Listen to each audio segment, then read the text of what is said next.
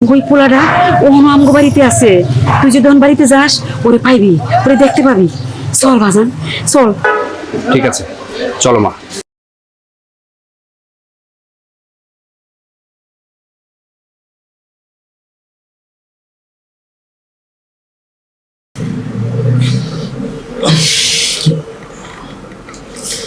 আচ্ছা, ওই বুড়িটার আসার টাইম হয়ে গেছে।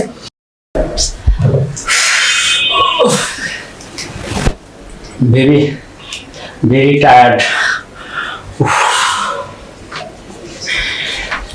তাড়াতাড়ি বের হও, ওই বুড়িটার আসার টাইম হয়ে গেছে। তাই ওকে বেবি।